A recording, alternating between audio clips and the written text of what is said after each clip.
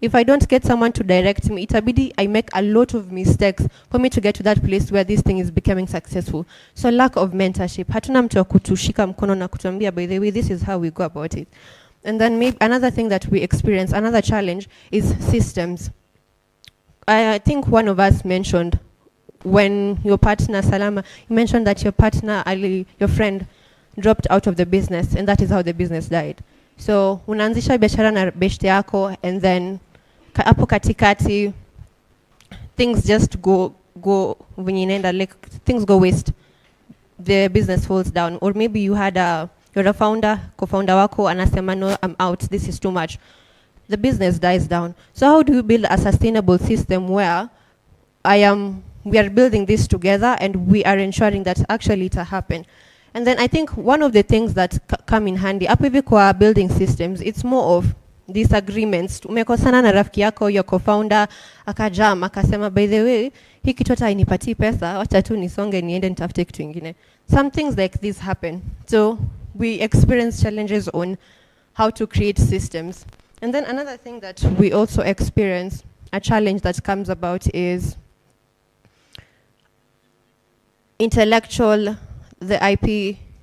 So how do we, intellectual property rights, so how do we patent our ideas? How do we make them original, in that mtu akipatana na idea yako, they will not steal your idea and build it? And I'm sure some of us have had cases where I had this idea, by the way, unafikiria nilikuwa na hii idea, by the way, but huyu msa akaichukua aka establish, and it's booming, it's growing. So how do you now defend yourself and say, this was my idea? And probably you shared the idea with someone, and then akaona, oh, so this is workable. Ukamu explain everything. You gave them the secrets to the business. You walked them through everything. And by the time they went and started the business, they already knew how the system works.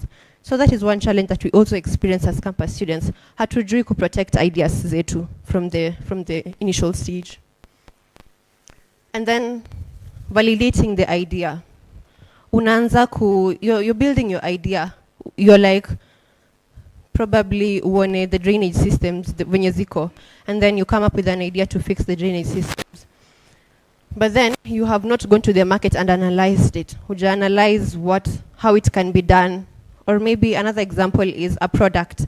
You're creating a product for the people. Aujaenda kwa market kuuliza, by the way, kitu nikikupatia itakusaidia. You're basing on assumptions.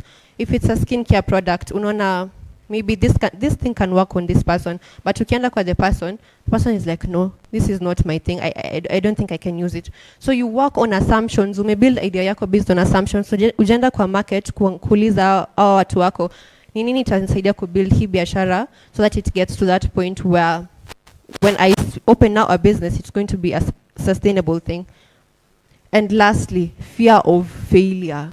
Some of us tunaogopa kuanguka sana. We see failure as tunani kama tukianguka tumeshindwa.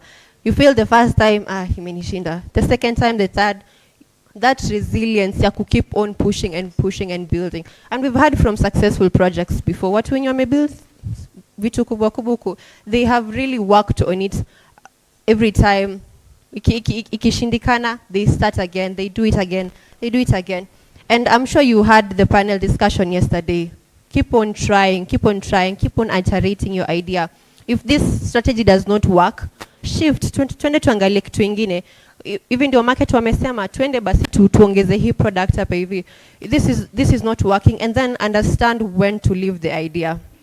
Saa zingine we are pushing so much on building an idea, on building something, but then probably the best thing to do is just let go and just come up with a new one. So, fear of failure. So before we proceed to now the role of university students, tume analyze tukaangalia biashara tumekuwa tukifanya. By the way, I've also tried doing some businesses on campus hapa. Kuza at the hostels, I was selling tote bags. And then pia the problem of time. You're juggling between classes and selling your bags, and then you're knocking room to room, kunok, wase wakufungulie, wengine hata wafungui. Or some people are like, no, we are not buying, sio leo. You get fatigued. So we're going to look at the role of universities on how they can help us on innovation. So shifting theory to practicals. Sana sana tunafunzwanga a lot of practicals. Tunafunzwanga theory mingi sana class. And I'm sure you're familiar with hii phrase ya ukienda kwa industry kitu iko huko si kitu iko class. Kitu umefunzwa hai match na kitu umefunzwa nini class. So when you go to the industry side, you're starting to learn all over again. It's like your years on campus that don't really matter because whatever you are taught is not what is in the field. So now integrating the theory part to the practical part of it is what universities should do to help us build on innovations. And then mentorship. Umeanzisha biashara yako, hujui uende aje, you need to work on your prototype, you need to work on your finances, you need to understand your market. So there's just a lot of things that come about. And then when you're starting out, unaweza overlook vitu zingine. Probably it's your first time, you don't know how to go about something. Without the proper mentorship, utaanguka at some point. And then funding. Turudi hapo kwa funding. So you guys, maybe I can just get someone to share. Maybe Macrin, you can also share. But you've told us that you started with your help money, right? So when we're starting out something, tunasemanga funding ndio shida. And probably some of us tuko kwa hiyo point. Niko na idea yangu, I've already built it. Sijui niendaje kutoka hapa hivi. I need the mango. Anyone who can just share on that? Okay.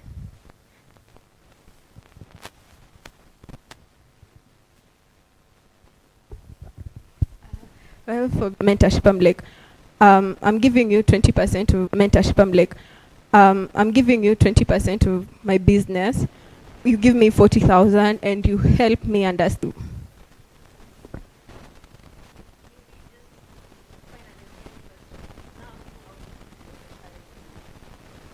But I'm not giving up control. And also look at them, but I'm not giving up control. And also look at the money. I'm not just taking the money from you. So if you're just giving me the money, I'm like, that's not good money. I want the money and your kind of mentorship on top. So I'm like, and I'm not scared of taking on debt. Like, if it's just about the money, then there's debt, there's the option of debt, and I still keep the whole of my business.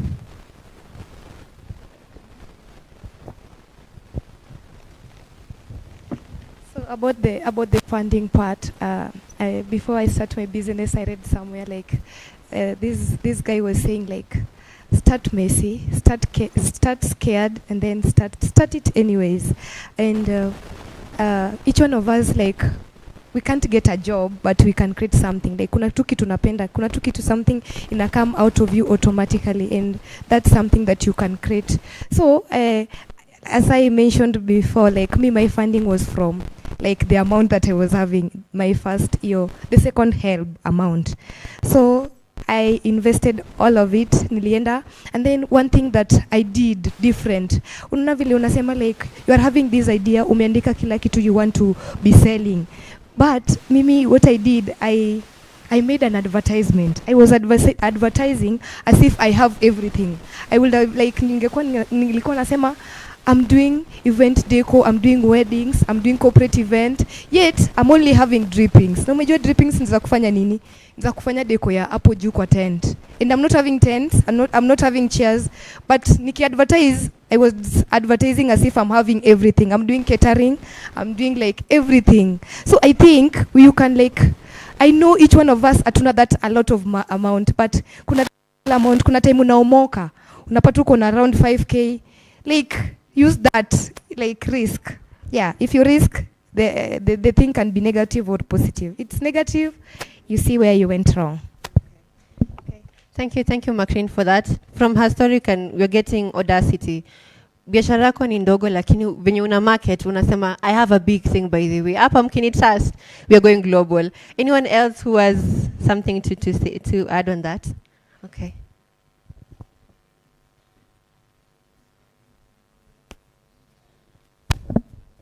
Hello. I think I would like to back her point on the part of equity and giving out equity. So essentially, how you build your wealth or how you build your company is through equity. So let's say you have a company, and your company, you do your valuation, everything that you have invested in it and everything. Let's say it's about 100,000. You go to a person X, then you tell them, I'm giving you 5% of my company. I would like you to maybe give me 20,000 shillings in of money so that I can invest in something else and do maybe an expansion. In essence, what you've done, that 5% is equated to 20,000 shillings. So what is now the equity of that is the valuation of your company. So that is 5 times 20. 5 is 20%. 5% is 20,000. So the 100%. Then you do that after like 2 or 3 years, you give another person another 5%. But this time round for 50,000 shillings. So you've effectively, on paper, added the valuation of your company. Okay? So by the time you are doing it a third time, you are giving out another 5%, maybe at around 150,000 shillings. So the valuation, the 5% of your company is now 100. If you take this to a bank and you show that I own 85% of my company and I have 3 shareholders each owning 5% of the company, and this is our 100% valuation, then you are at a position where you can leverage for more money from the bank at a lower cost. So never be afraid of selling part of your company. It's better you own 2% of your company and have everyone else owning 0.5%, but that 2% is worth maybe 20 million Kenya shillings, rather than own 100% of your company, which is worth 150,000 shillings. You get the maths? Like, for example, we all know that Elon Musk owns SpaceX, the Boring Company, and Tesla, right? But for Tesla, he owns around 12 to 13% of the company. For SpaceX, he owns about 42% of the company. Boring Company is the only one where he owns more shares. This is the company that digs tunnels and everything. There he owns about 90%. Warren Buffett owned about 15% of Hathaway, Berkshire. So in Kenya, many people, we are so much afraid of selling. We want to keep the entirety of the company. Yet when you sell, maybe this time you sell to an accountant. He comes with fresh ideas on how to do accounting. Next time you sell to a marketer. He comes with new ideas on how to do marketing. The other time you sell to somebody in the banking industry. He comes with new ideas of how you can maneuver the banking industry. But you are an engineer. You know how to build. You are maybe a scientist. You know how to design. You bring in the people that know the other aspect of your business.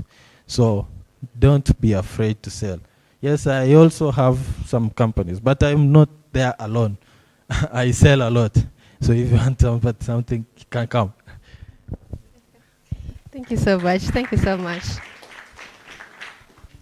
I'm sure we've learned a lot up with Equal Equity. So don't be afraid of selling a part of your company, because from there you get more revenue coming in. So just on talking about still the funding and business, maybe we can talk about teams. So zingine we're also struggling with teams because we have this idea. Probably I've come up with an idea, but now I'm trying to look for people to help me.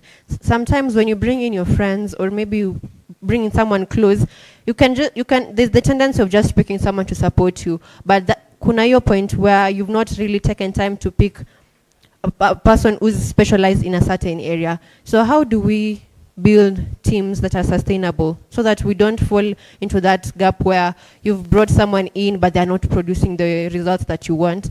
How do we build sustainable systems? from those who've had businesses. I'm sure, or maybe better when you may interact in teams before. How do you build sustainable teams to ensure that you grow? Anyone who'd like to just share an opinion or an idea about that? Okay. Maybe Grace.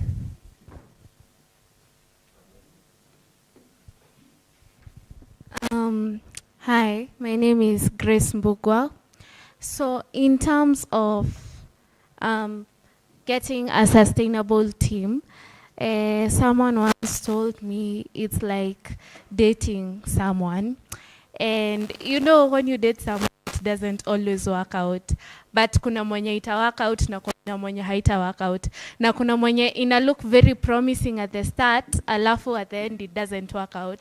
But kuna mwenye si very promising at the start, but in the end it works out. So getting a sustainable team, of course, it's very important to get people who are close to you, who believe in your dream, and who can cheer you on, who know you personally. But it's also very important, Yvonne has talked about sustainability. It's very important also when you're looking for your teams, you look for someone who can actually do something. For example, if you've started a business, like for the event planning business, and unajua hiyo side ya finances, if you're very good at marketing, hiyo side ya finances inaweza kukushinda. Who is doing maybe business or who is doing accounting, you know, something that is related with math. Because I feel like as a business person, you're also supposed to know very, very many people. And also you have to rely on your gut feeling. Kuna wenye ukiwork now, kuna wenye you just have a good feeling about them, na kuna wenye unajua hamupelekani mahali, even though they are your friends and they are very close to you, you just know that their dreams you can share with them and they can't support Sustainable teams. And from Grace, she told us to be very vigilant on who we choose. So maybe to the next person who would like to share on teams. Well, when choosing partners, I'm very careful to not get someone that blurs the line. I draw a very thick line between you're my friend and you're my partner, so we do not mix the two. Like, don't bring our friendship into partnership. We have to be, when you're friends, you're friends. When you're talking business, you're talking business. And someone that is not afraid to call you out, like, that's not how you do it. Not somebody that watches you fail and they're like, I saw that coming, I was just scared to tell you. So that's also very careful. And people that are strong where I'm not, I'm good with finances, not very good in marketing. So I'd get someone that's good in marketing and maybe building IT. That's how I choose my partners.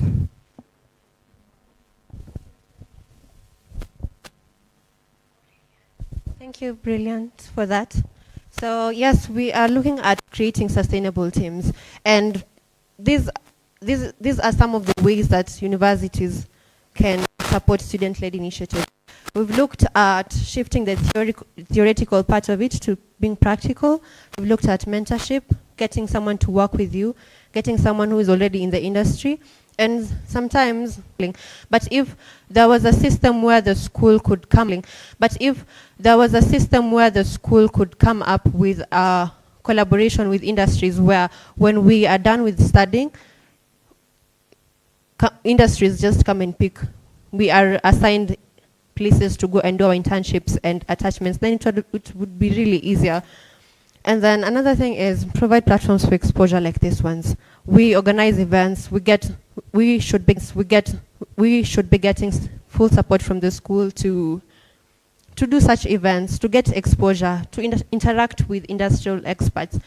But then at times that is not the case. Shule kuna venye, there's a lot of, if they will come in, probably a small part of it, but then we should really get the full support on carrying out similar initiatives like these ones.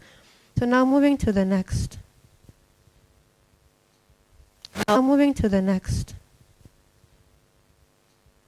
Now building sustain, we think of an idea. we think of example, no poverty. You want to eradicate poverty. Now, example, no poverty. You want to eradicate poverty. Now, what is your idea that is going to eradicate poverty? You're looking at zero hunger. Probably people don't have food. Now, what are you going to do to ensure that people have food? Now, these are just guidelines on coming up with a solution.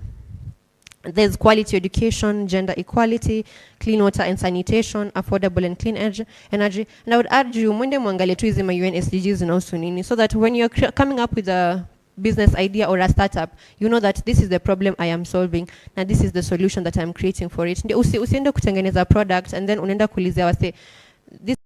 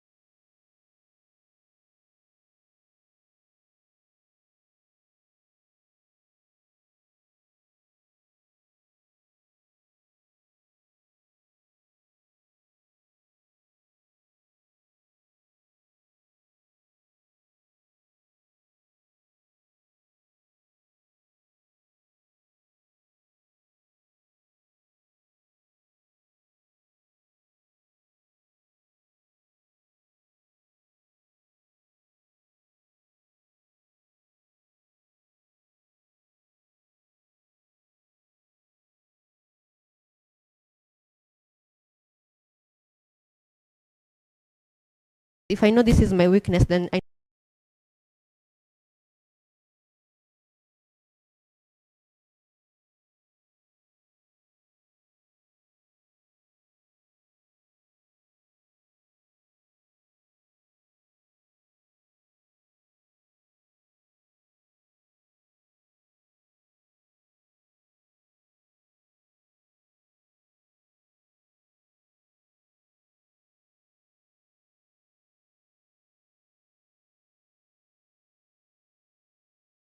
ndio isichukuliwe na msemo mwingine. Maybe I can push that.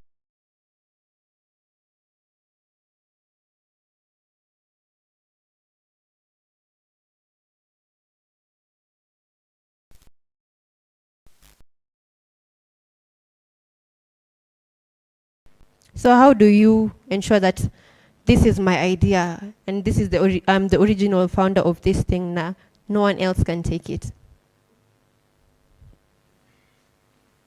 Anyone? Tuko pamoja? So kind of information that you also give out when you are sharing your ideas to other people. And then lastly, I'm about to conclude, is flexibility and iteration. Kitu moja imework. I have built this idea. Imeenda hivi. This has not worked. Let's drop that. Let's pick something else. So you're continuously growing and leaving out things that are not working. So it's continuous iteration. Kitu moja imeenda vizuri, let's focus attention on this one. This one is not going well. What can we do differently? Or should we drop this and pick up a new strategy? So it's more about continuous building and growing. So that has been my time, and I am grateful for your attention. Thank you so much for those who have been able to participate. And I'd really like to urge all of us, when we are building something, to understand what is the problem that we're solving? What is the solution we're creating? How can we ensure that we are the original owners of our ideas? How can we make them original? Ndio mtu mwingine asikuje kuchukua. How do we build sustainable teams? How do I come up with people when you're to support the idea and carry the same vision that I have and ensure that this thing is sustainable? And I wish you all the best in your initiatives, and let us be innovative. Tusikwe tunategemea serikali kila time. Serikali saidia, tumeshindwa. Let us create these solutions for ourselves. Sio kila siku serikali. Sawa, thank you so much. That has been my time, and I'm Yvonne Kipruto.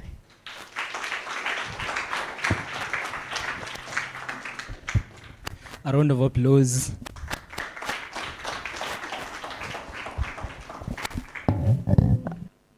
Okay, so my name is Benjamin Yamari. I will be your MC for this session. And we're now heading to a session of club exhibitions and presentations by clubs that collaborated to make this event a success. So allow me to acknowledge them first. There is Mukesa, there is IEEE, there is CIT Club, Halt Prize, MMU. So each of these individuals, there will be individuals who will be representing this club, and they will come and tell us what their club is about, and they're going to spend 10 minutes of the time to do so. And you should be attentive and also pick questions, and have questions that you will ask each of the speakers, or rather to the relevant clubs that relate to you. So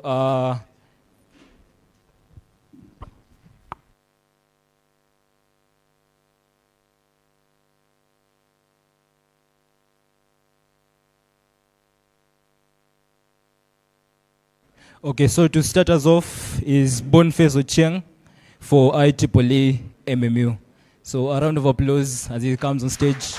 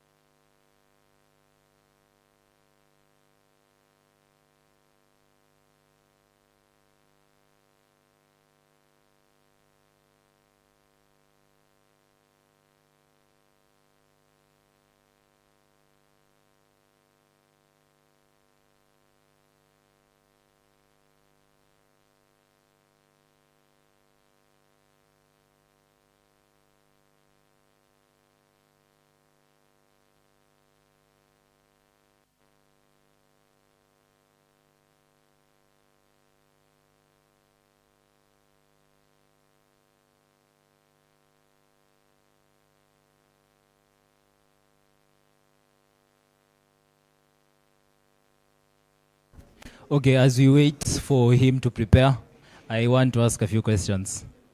From the past session, you might have been inspired to maybe begin a business, or maybe you heard there's something that you got from that session. So I want to know what you got from that session. Yeah. Anyone? If no one raises his or her hand, I'm going to choose.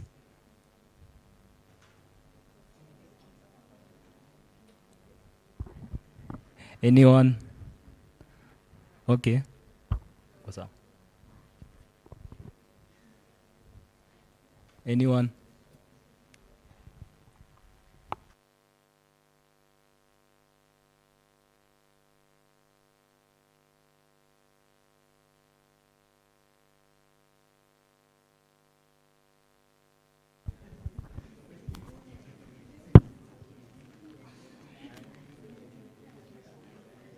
Good afternoon.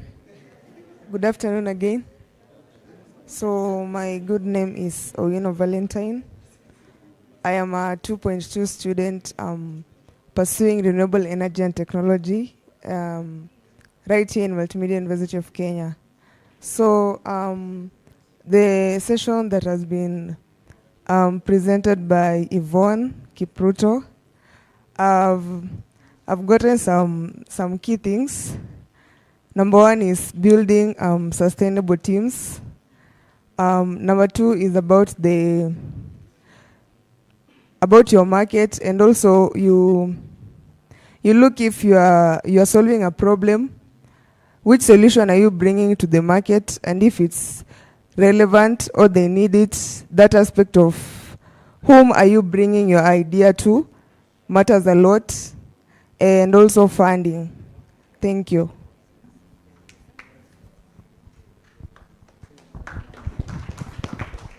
Nice. Okay.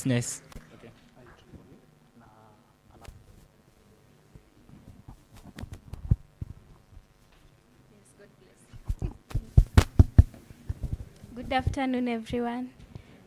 My name is Kalenya Yvonne. I'm a 2.2 student pursuing Bachelor of Commerce.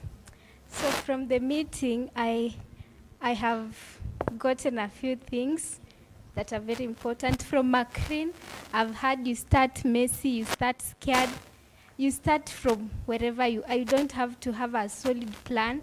And then I've also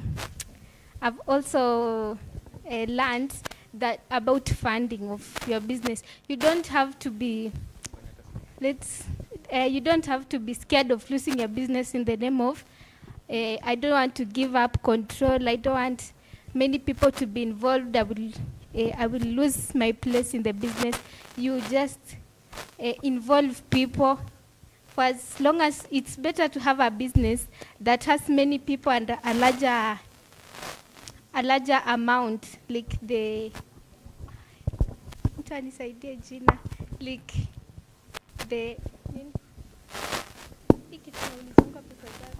like you have many people involved in the business. Now kona capital mingi, then you have few people involved in the business and your capital is limited. Thank you. Thank you. Thank you so much. And also we have to remember that we should not work with assumptions. We should actually do our research and know the problems that exist in the market and the solutions that to counter those problems. So up to you, Boniface. Boniface, you can take over. Thank you very much. Good afternoon. Good afternoon once again. Yeah, so as you've heard, my name is Boniface Ochieng. I am a final year student taking electrical and telecommunications engineering. Yeah, so in my capacity, I serve as the IEEE Multimedia University of Kenya student branch chairperson. And today, I just want to give you a glimpse of the kind of opportunities that are there within the students themselves, okay? So just like I've said, IEEE, I believe for the people who are in for the first day, we got to interact more about IEEE as an organization. And you got to understand about the opportunities that are there. And you got to understand about the opportunities that are there within IEEE. So today I'm just going to share about the kind of activities that are there that we do as IEEE, the kind of events we have, the conferences we organize, and also the projects that we are doing as IEEE. So in brief, as you can see there, we have IEEE at a glance. So we have, IEEE has around 39 societies and technical councils together with affinity groups, and it's in 10 regions. So for us in Kenya, we are in region 8. So region 8 comprises of Africa, Middle East, and Europe. And then we have over 500,000 members worldwide. And then IEEE is known for the standards, by the way. So they develop around 1,200 standards. And then we have around 5 million plus technical articles, and we organize around 2,000 conferences every year. So those are the regions, as you can see, like I mentioned. So for us in Kenya, we are in Africa. So that means we are in region 8 of IEEE in the regions. So in IEEE MMU now, since that's the main focus today, we have around seven technical societies, councils, and also the affinity groups. So as you can see, we have the Power and Energy Society, which is for the people in power systems. For the electrical engineers in the house, you can that's a place where you can get some good insights on. And then we have the IEEE Computer Society. So for the people in the CIT club, for the people in IT, people in computer science, software engineering, that's your place. We also have the IEEE WIE, that's the Women in Engineering. So any women who are in the house and you're passionate about technology and engineering, that's a place where you can fit in. And then we also have the Industry Application Society. So that's for the people in the industry as well. And then we have Census Council, we have SITE, and I forgot one, there's Photonics, MMU, you can see their banner at the back there. So for the people in optics, lasers, engineering as well. So those you can also include them, you can also join that as well. Next one. So as an IEEE student member now, since that's the main focus today, I want to show you guys about the kind of activities we have, the kind of conferences that are there for IEEE now, okay? Because as student members, as you can see here, we have 35% of the membership in IEEE comprises of students, because we have various student branches within IEEE. So for example, in Kenya, we have around 15 student branches. So that means us as MMU, We are one of the student branches. We have a student branch in KU, UON, TUC. All those universities, they have IEEE student branches. And then, as you can see, the student members are the fastest growing community in IEEE, and that is why we advocate for you guys to join IEEE as well. And then we also get representation from over 100 countries, and we have 3,600 plus student branches. Now, the main purpose of my presentation today was to enable you guys to understand about how you can connect passion and also ignite your futures as student members of IEEE. So IEEE as an organization, when it comes to the student members, we try really much to bridge the gap between the industry and the academia field. Because sometimes, most of the time, you get yourself immersed in so much academic work, but you don't get like the full experiences when it comes to the industry. And you only get that maybe you can when you go for your attachment or maybe internships. But now at the personal level, that's now where we want now to bring in IEEE, because it will enable you to actually do projects, side projects that can be, that you can actually add to your portfolio, do humanitarian projects, and also in competitions as well that you are going to see I'm going to be presenting. Next one. Okay, now we are going to be talking about the benefits and also the kind of initiatives that IEEE in Kenya we have organized. So the first one that I'd like to show you guys is the IEEE KSYP Congress. So the KSYP stands for the Kenya Students and Young Professional Congress. So this one is always an annual event that happens in Kenya. So we have student members from across all universities come together, and then we have industry leaders, we have industries who are there, they are going to showcase their, the things they are doing, and also interact with the students themselves. So this one was happening, I think this was the 22 one. This year it will be happening in Nyeri, so stay tuned for more updates about that so that you can be able to see how you can register for the event and also get to participate. And then we have the dinner as well. So we normally have this at the end when you close the year. So last year we also had our IEEE Kenya. Last year we had the dinner as well. So we normally have this in around December when we close the year. So just to celebrate the achievements we've made, the activities that was full, and everything about that. Next one. And then we also have colloquiums as well. So this one was the Artificial Intelligence and Machine Learning Colloquium. So this one is just like it's a mini conference actually, where we actually identify a topic. So for this one, we identified artificial intelligence. So we got speakers who, and also industries and also startups that are based in the artificial intelligence space, where they go to present what they are doing, the kind of initiatives they are doing, and also how students can participate in that as well. Next one. And then we have the IEEE Power and Energy Society and Industry Application Society Power Africa Conference. So this one is also an annual conference that do to participate as students. So this one was in South Africa. It was in 2024. I was privileged to attend that conference as well. And then last year we had it in Egypt. We had a representative here who attended that conference. Simoni, sijui ako wapi. James. Yes, you can stand up. He got to present in Egypt last year in this conference, so you can give him a round of applause. Yeah, so this year we are privileged to be hosting this conference. So it's going to be hosted. It's going to be in Safari Park. So for people who are interested in power and energy, this is something that you can also look at. Next one. The Innovation Week 2025. So this was a similar event to this one that now occurred last year. So for people who managed to attend, I believe you got to see the kind of initiatives that were there, and also how students can benefit from that. Next. Okay, one of the things that we do as we try to push for as IEEE in MMU is skills, okay? We try to make your students to build skills so that you can be able to be competent in the industry. So this was one of the things we did. So it's an IoT, Cypher Context, and PCB design series.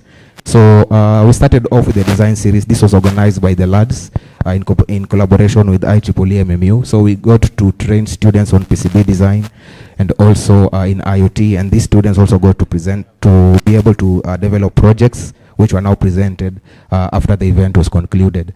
So this is something that we do regularly. We do because there's also an IoT training that's ongoing that's organized by IEEE site. And you can book that if you want to upskill yourself when it comes to these emerging technologies. Yes, next. And then we have the IEEE Africa Entrepreneurship Summit. So this one is for the entrepreneurs in the house. So The first edition was in 2024. Yes, we were privileged to host the event in Kenya.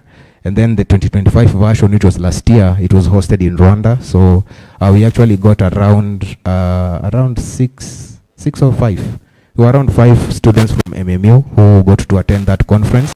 And we got really to engage with the industries, as you can see there, because for those people who've heard about Rwanda, it's a place that's really emerging when it comes to tech and also how their industries are based. So it's nice to learn from this country so that you can understand the kind of things they do differently, Yes. how they interact with the people and everything about that. Yeah, so it was a really interesting event this year. So this year's event is underway, so it's being planned. It might happen, I'm not sure about the place, but in Ezekua, it might be either in Ethiopia or Tunisia. That one will be confirmed later on.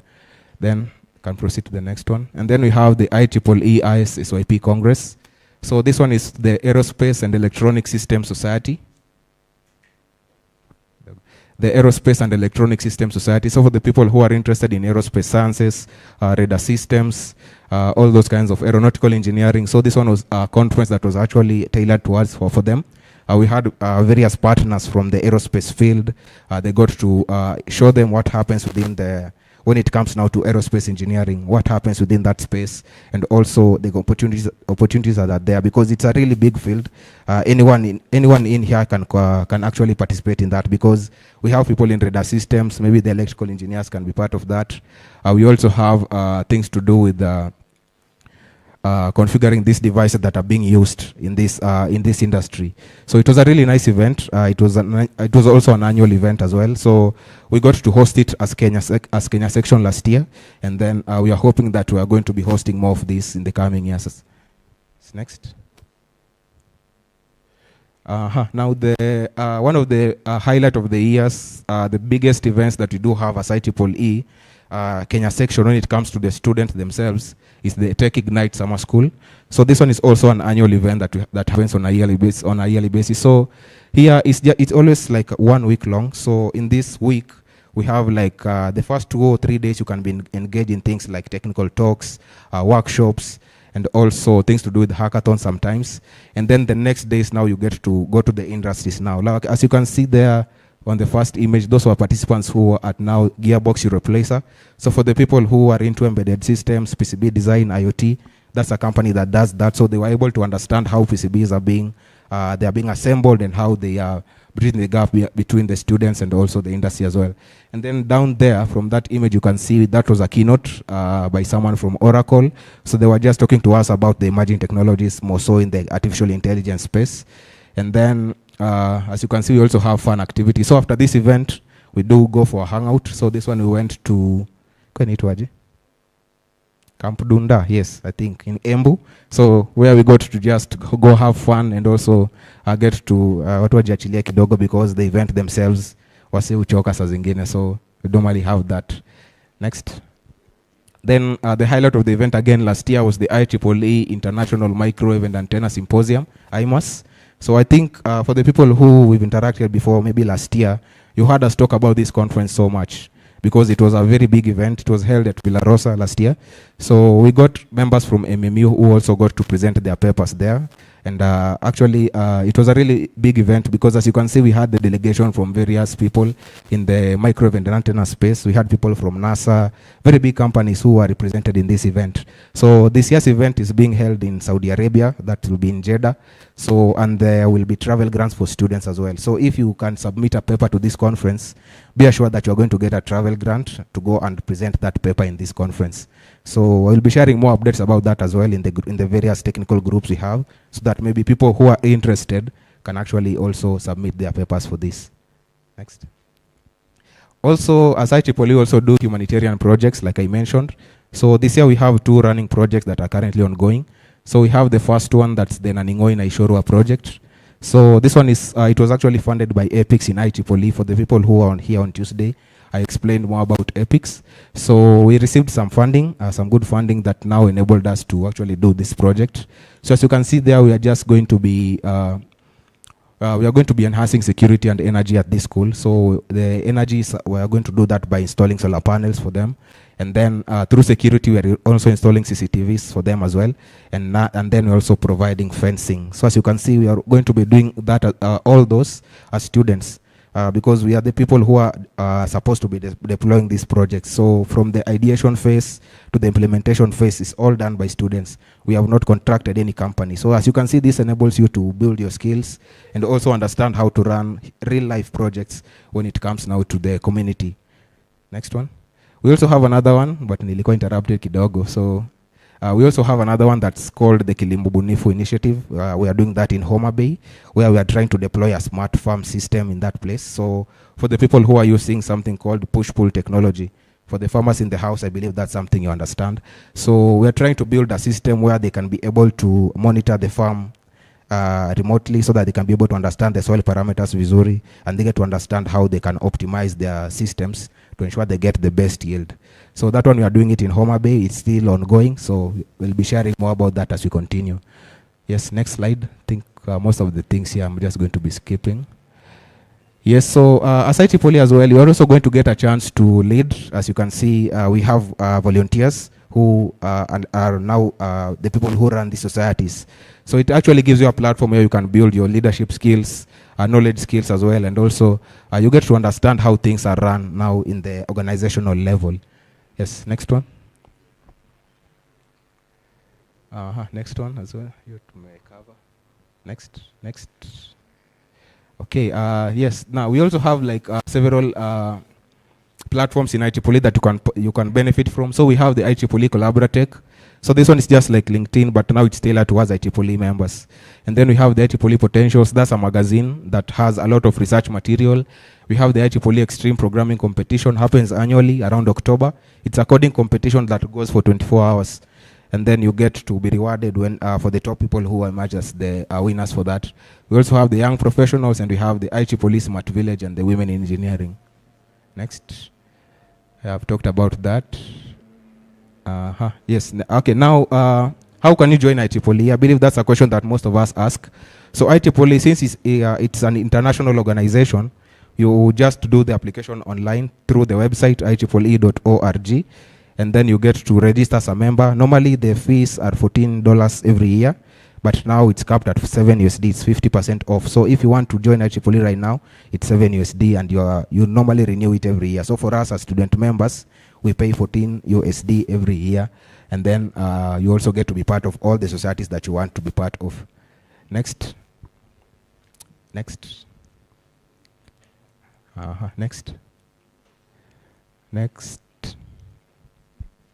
Yeah, so like I said, we have student branches. So why should you join? I think those are all, I think I've explained more about that in the slides. So you can just see why we want you guys to be part of a student branch. As you can see, the SB itself is really engaged in a lot of activities. And if you're part of the student branch, you get to be involved in all these activities that we do. And that is the reason why we want you all to be part of the student branch, so that you can also be part of all the initiatives and projects that we are doing as IEEE MMU. Next one. That's just a brief description of my experiences in IEEE. So that was the very first event I attended. That was when we were launching the Power and Energy Society. And then the next, there we were in Isiolo. We were doing a mentorship in a school there, and we were actually doing a project. It was called Kisima Jangwani. For the people who are here on Tuesday, we explain more about that. So that was where now we went to the technical session and engaged the students in technical talks and everything. And then that was the IEEE Africon in 2023. That was in Narok again, the IEEE Extreme Programming Competition. That was our AGM. And then there we were doing some industry visits to Safaricom, organizing the IMAS conference. Next one. That was the IEEE dinner as well. And then there we were at Konza. It was just an industry visit. That was the second Technignite Summer School, where it happened in USIU. And then there we were at Oracle doing some small industry session there. There we were in IMAS meeting. And then that was in the Wartambo International Airport in South Africa. There it was now in Rwanda with the team. And then the IDL that we also had last year, which I believe Mokos will talk about. Yeah, and that's the summer school. Next one. Next slide. Yeah, so you should also stay with IEEE, because IEEE is not only for student members. You can also be an IEEE member beyond graduation, and then you become a young professional. Yes, next. Next. Next. Yeah, so that's the team I work with. I think we have around 3 of them here today, or 4. So I serve as the chairperson, and then we have Obiano Stella, who serves as the vice. So Obiano Stella, you can just wave to the crowd. And then we have, who else is here? We have Melissa, who's our secretary. Melissa, you can just wave to the crowd. So that's our secretary. The rest, I don't know if Fiona Mefika, not yet. But that's the team I work with. Those are the people who actually make everything in Achipoli run. So thank you very much for your time. And if maybe there are any questions. Okay, thank you. Thank you very much for your time. Thank you so much. A round of applause again. For those who are worried about mentorship opportunities, he has highlighted a lot of events that happen, so you might take advantage of them and join such clubs. Yeah. So we are going to usher in the Accounting and Finance Club.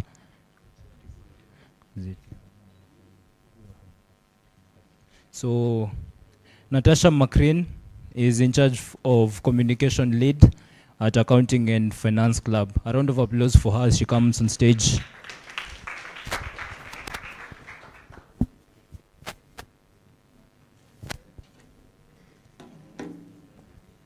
Good afternoon.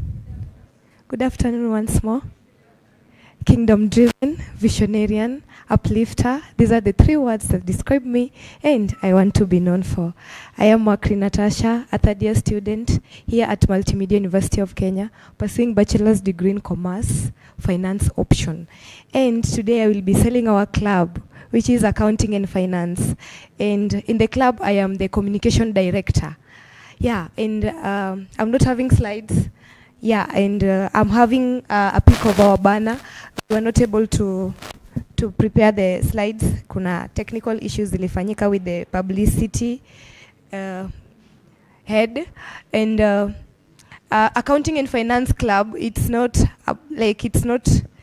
that much into like what we are having right now, engineering. Yeah, it's about like, it's a club that is equipping you to be financially literate, and then it be equipped with professional skills at the debate, and you get to learn, and you get like Machakos University won the debate this Benihin Walubengo.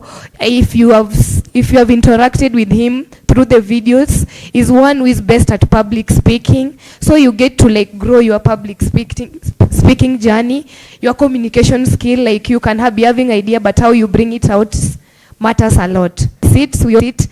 And in industrial visit, like for example, if you are a member in our club, it's not only for business students, it's for everyone in different faculties. Even we get with them. Yeah, so you are very easy, like you just know at the back of your mind that my attachment is scattered for. So that's all about, like even in the industrial visits, you get to learn more about these industries. Easy KPLC, we were in KPLC, Tumenda, like Easy Accounting and Finance firm. Yeah, a lot of industries. We get to visit them and learn from them what they do and what else we can offer them, the value that we can offer them. We also do like team building and outdoors activities. This is where we go, have fun. We go for like a walk. We look for the best place to just go chill and enjoy these games. And the outdoor activity, like this time around, we are having a dinner. It's a dinner, we are planning for it. Yeah, that's part of it. Like every year, every academic year, we are always having a team building or an outdoor activity. Yeah, and a dinner included in it. And then every week, if you are in the club, we are always having a discussion. Like now, oil is at a high amount. So like we think what's going on in our economy. Because hakuna venye you will, because saizi what people are looking for outside here is like, what problem are you going to be solving in our economy right now? hakuna venye you will know a problem if you don't interact with what is going on in the economy. So in the club we get to like unpack every discussion, whatever is going on in the economy. Yeah, that's the discussion part. You also get to grow. Adi kama if you didn't know like something that's going on, you get knowledge about it. Yeah, and you can go do a lot of research about it. And lastly, we also do charity initiatives. This is where we visit children. So we visit the jail, jailers, is all prisons. Yeah, guys, yeah, prisons. We visit the prisons and we encourage these people. That's not the end of life. Like, we get to impact, we get to carry like food for them. If we go for the children's home, like, you are having that your cloth that uliacha kuva like some back then. So you carry it, like we donate like food, clothes, yeah. So we do charity events in the club, and our end goal is like for you to be equipped like financially, what's going on in our economy, and then like also for you to grow. Like, your personal growth is very important than like, I don't know, than anything. Like, if you grow in idea ways and you don't grow on how to speak out the idea, like, you will be like stuck, out a move, yeah. And we also get to have platforms where like you are being told about, like, we get to get insight more about money. Kila mtu ana handle money. If you are an engineer, you are handling money. Like, everyone get to interact with money at a point, not even at a point, every day. So you get to know like how to budget for your money, and like different spaces where you can invest on. Like, saizi where can you invest on? You get to know on stocks, on bonds. Like, you get to know where like our current market is, cause tunambiwa you can't create wealth when you are just, I don't know. It's the truth. Like the statistics right now, it's saying like you can't create wealth when you are employed. And I agree with it, because tell me why you will be waking up going for this job, and like creating wealth is where you have like different channels on where you get money. So like in the club you get to like interact with these different spaces at where like our economy right now, where you can invest. And one of the things that I got from our insight that we are having a discussion between saving and investment. Like, if you save like 10,000 to like every month you say you are saving 10,000, and next month ukose kusave the 10,000, si bado utakuwa tuna 10,000 kwa bank. What if you take that 10,000, go buy like small chicks? That's an investment. Like, you go buy a small, like those small chicks for 10,000. These are things that is like they keep on growing. Like, it's an investment, sindio. The chicks hazita remain tu kuwa wadogo hivo. They will grow and then wazae. Like, yeah, that's the part of investment. So investment is something that add more value to what you are having right now. But saving, if you stop saving, like you say each and every month you save like 10,000. Next month if you don't save, you will still be having 10,000. Yeah, so you get to learn more of this. And why join us? You gain practical exposure. We go for this industrial visit. We go for networking. We go for this summit. Like, we are going for, next week we are going for a summit at JQuat. Yeah, you get, and they are having a theme, and they are having speakers. Yeah, so you get to learn from them. And also you build strong network. That's why I was telling you, like, my attachment is scattered for, because I'm in the club. If you register, every time you subscribe as a member, ukifika third year, because of the industrial visit, your attachment is scattered for. And then you also develop a leadership, like, you be a leader of yourself. Why? Being a leader of yourself is in different, like, you be a leader on yourself, on managing, like, kukua leader, it's in different perspective. You can be a leader, you know how to like lead people, but you don't know how to lead yourself, like in terms of your finances, in terms of your like how you bring out yourself, your idea. Yeah, so you get a lot. You get, and the last thing is you prepare for your future career. You build capacity, and everything in this economy is just building capacity. Yeah, and that's all about accounting and finance club. One thing I can say again is that everyone cannot get a job, but everyone can create a job. Yeah, that's all about accounting and finance club. I am Makri Natasha, the communication director. Thank you for listening. One last part nimesahau. If you want to join the club, you register at 200 shillings. Yeah. And you be a member. Thank you. Thank you so much. And also for the speakers, remember you have only 10 minutes. You have only 10 minutes, please. So for the next session, we have Kelvin Nesale for Road and Safety Club MMU. A round of applause as he comes on the stage.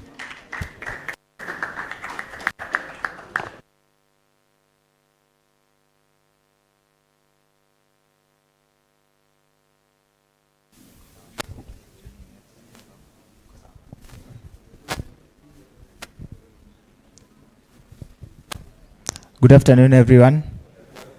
My name is Wesale Kelvian. I am a fifth-year student pursuing mechanical and manufacturing engineering, and I'm currently the chairperson of Road and Safety Club. So today I'll take you through about Road Safety Club. So I'm sure not many of you are aware that we have Road and Safety Club in Multimedia University. So this is quite a young club, because it was started around this time, 2024. So we have not been active for a very long time, but we are still on the process of creating balance and trying to stand. So the main thing about Road and Safety Club, the main aim is promoting awareness, saving lives, and building responsible road users. Our vision and mission. So our vision is to create a safer and road environment through awareness, education, and active participation in road and safety initiative. And then our mission is to educate and engage students and the community on road safety practices, promote responsible road use, and support national efforts in reducing road accidents. So that's our mission and our vision. I'm going to introduce to you the team that I am working with. So with me as the chairperson, we have Paul Inda as the vice chairperson. I've not seen him around. We have Meshak Kiprop as our treasurer. I think he's around. Meshak is there. You can appreciate him. We also have Moses Coley as our secretary. He's not around here. We also have Eugene Gusmao as our organizing secretary. So you can appreciate him. And lastly, we have Rolex Odande, who is our publicity lead. Next slide. So these are some of the things that we've been able to do in the little time that we've been there in existence. So the first one, last year, and last year, in the last part of the previous year, 2025, we participated in the counterfeit helmet survey, which was a global survey, and part of our members were able to take part in that survey. So we participated it's a global nationwide survey on counterfeit helmets in Kenya, whereby we moved in different towns to raise awareness on counterfeit helmets, trying to explain to the border riders on what a counterfeit helmet is on the various parts of the helmets. I believe some of you understand. So that's one of the, that's a photo of the members that were participating. Also, in the year 2024, we participated in raising awareness on building the road path, the footpath that is there between Multimedia and Ongatarongai. So we are part of the people that were pushing and raising awareness to the roads, to the road authorities, and also to the NTSA. And we are glad because out of some of our efforts, we now have the footpath. So that is one of the things that we participated in. Also, we we have been having activities on raising awareness, whereby we are engaging students here in school on activities on road safety, on how to use the roads safely, on how to make the road safe. So through our activities that we normally have here in school, but of late we've not been having them. But in due time, we are going to have more. Next slide, please. So, why should you join road and safety? I believe for those that were there yesterday, we had someone from NTSA, who was taking us through the workshop on understanding road safety, understanding your role as a passenger, understanding your role as a driver, and also understanding your role as a pedestrian. Because I believe in so many different ways, you as a person, in one way or the other, you've been a driver, in one way or the other, you've been a pedestrian, and also you have been a passenger. So why should you join? Be part of a meaningful cause. So join a movement that directly saves lives and makes our roads safe for everyone. Yesterday we were going through the statistics on the number of deaths that are happening annually on our roads, and it was very alarming because we had like 5,009 people dying annually, whereby if you try to bring it down, you find that it's like 15 people dying daily on the roads. And those are the people that are accounted for that die on the spot. And you know, some of the people are, after maybe the accidents, they're taken to the hospitals, and then some of them end up dying in the hospitals. So those are not accounted for in these 5,009 people. Also, being part of the road safety, sorry for that. So it's going to give you a practical knowledge. So learn the practicality of road safety and how you can apply that knowledge every day and share it with others. So being part of the road and safety, it helps you develop real-world leadership and teamwork skills through the hands-on projects and club responsibilities. I remember there's a time we went to an event in an industry in Ruiru, whereby this industry manufactures helmets. It's called Border Plus, and we were taken through on how the helmets are being made from scratch, with the shell, with the visor, and all the other parts of the helmets. And it was a nice experience. So, being part of Road and Safety Club, it gives you, it helps you obtain a real community impact. So participate in the community projects that creates tangible change beyond our university walls. And lastly, it builds your network. It connects you with students, it connects you with the NTSA officials and key stakeholders in the transport safety sector. Next slide, please. So, what do we do? Or what we are planning to do coming in the near future. So, first of all, we are planning to have or host several road and safety workshops, whereby we'll be having interactive training for students within the university. We are also planning to have school outreach programs, because I believe that it is best if we also teach the younger generation or the younger students on how to make the roads safe, or how to use these roads safely. So we are also planning to do awareness campaigns within Multimedia University and also in the outside community. We are also planning to do stakeholder collaborations. Just like we started yesterday, we invited the NTSA, and we are having discussion with the officials of the NTSA, and we are planning to host more and more, whereby we partner with them and collaborate with them. They come and train us on how we are going to, on the matters road safety. Actually, you will come to know that you know very little about the roads, about road safety, because as the official yesterday that was training us on road safety, I personally realized that I only know very little things to do with road and safety. So it's very interesting if we have them to train us, and part of it having the authorities of the roads. Then another one is the community advocacy projects. So this is whereby we'll have road safety initiative, whereby we go to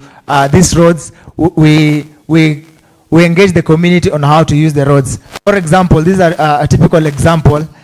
In the junction huko at Nyayo, we normally have those paths zenye watu wanafaa kutumia ideally, but we normally have 8% of Adventist youth stop active church involvement during or after university. And these are facts, you can't dispute them. Nearly 70% of 18 to 35 years old disengage from the Adventist church, according to the General Conference data. Number 3, 40 to 50% of Adventist youth leave the church in their 20s. 40 to 50. In fact, Roger L. Dudley wrote a book, Why Our Teenagers Leave the Church. From personal stories from 10 years sample. Powerful book. Every church person engaged in young people, we need to trace this up. Why are our teenagers leaving the church? It will interest you to know, ladies and gentlemen, that when they engage our youth ex-members, only 37% of public high school SJ graduates remain in the church. 13 years later, only 37. What were the reasons they gave? What does the entire data mean? Look, university is the critical breaking point for Adventist youth. In other words, if you want to see the future of the church, look at it that the make and the break of our church, university. So public high school SDA graduates who leave the church after 13, 63. SDA youth who leave the church in their 20s, 45. SDA members aged 13 to 35 who disengage, 70%. And active SDA youth who disengage during or after university, 68. This is not my data. It is our church's official data. I'm talking about the forgotten battlefield. Why campus ministries hold the future of the church. Now, you all know David J.B. Trim is the church historian, an archivist, and an educator. He's in charge of the church's data.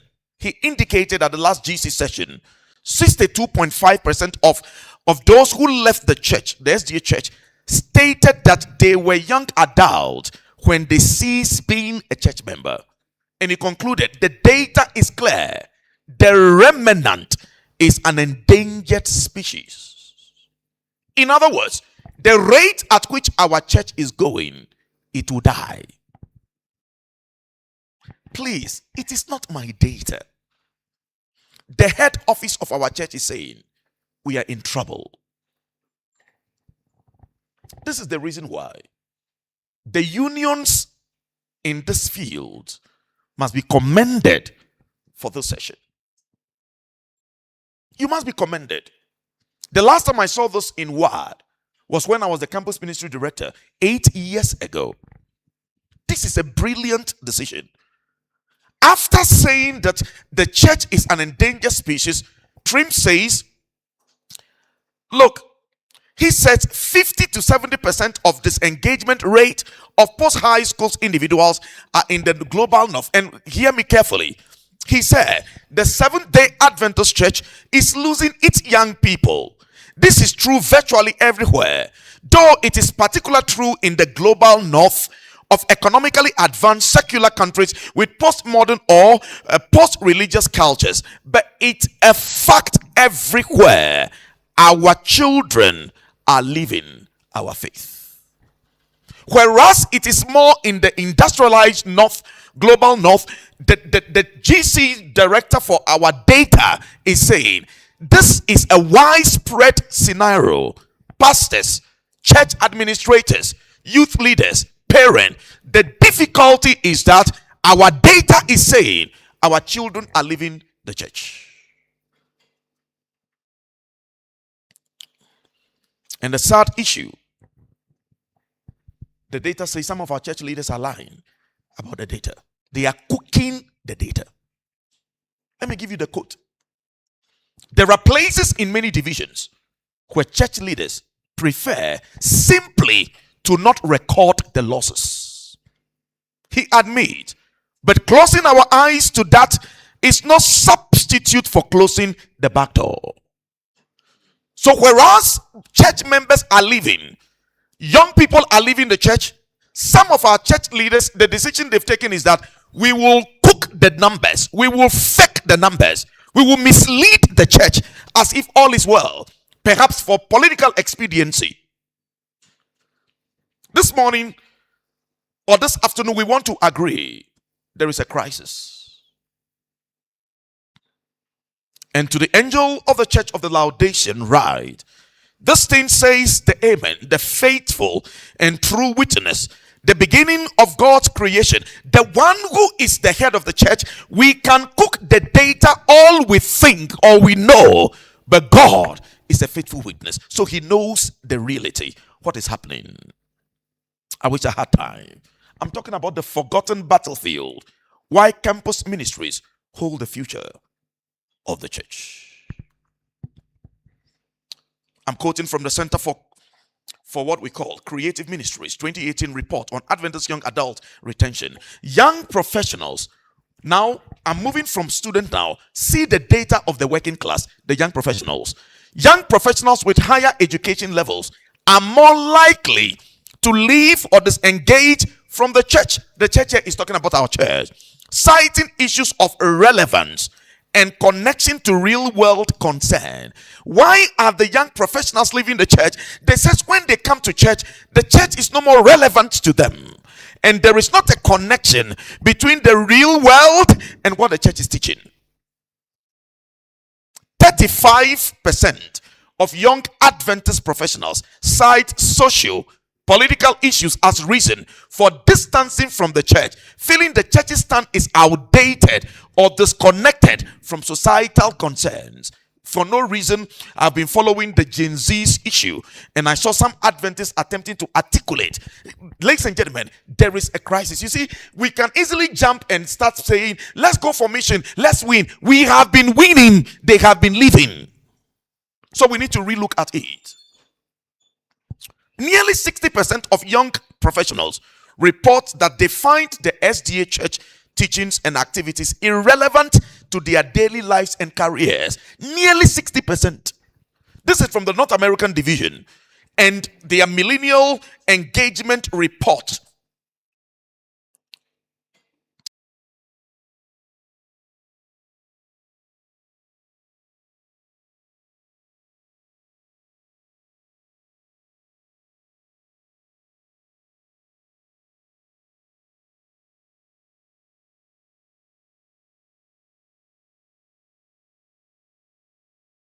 When they connect the second coming, they said there is a disconnect. Young professionals, I'm quoting from the North America Division ASTR report. Young professionals who move for career reasons report a 50% drop in regular church attendance due to a lack of welcoming community or relevant programming in new locations they live. Ladies and gentlemen, sorry to be hacked. How secure are my devices from ethical hacking? So I won't waste a lot of time. Nilikuwa tafuta jina hacking. So pole. Nilikuwa tafuta jina hacking. Watu wengi wakisikia jina hacking, they tend to understand that's really a bad thing, good thing, bad thing, whatever it is. I just want to let everyone know there's something called ethical hacking. Sitajita hacker, but I do hacking. There's my leads here, and cybersecurity is broad. Honestly, I think, sorry to say, I think it's the broadest track we have. Because in cybersecurity, tuko na watu wa networking. Tuko na watu ndo networking, tuko na watu wa network security. Tuko na watu wa cloud, ndo tuko na cloud security. Kuna watu wa DevOps, ndo tuko na DevSecOps. Hizo mambo zote. Security is in every aspect. So what we deal with, nataka you understand what we deal with, we try to give that impact and give you resources to basically move from just the norm. From the norm of knowing cybersecurity is just hacking, People just come, they just want to learn hacking. I'll give a description. Kuna wakati nimekuwa na session ya Wi-Fi hacking. I swear by the word of God, hiyo ndo session nimeingiwa na watu wengi sana. Ni vile nilisema Wi-Fi hacking. Hiyo session, I think I did ministries. And listen very carefully. 92% of Seventh-day Adventist university students or tertiary students, 92 are in public schools or non-Adventist school. Only 8% are in our church school. The data is so clear. So I wish I could do more. Tutapata 20 people, 10 people, 5 people. And I think it's always about how devoted you are.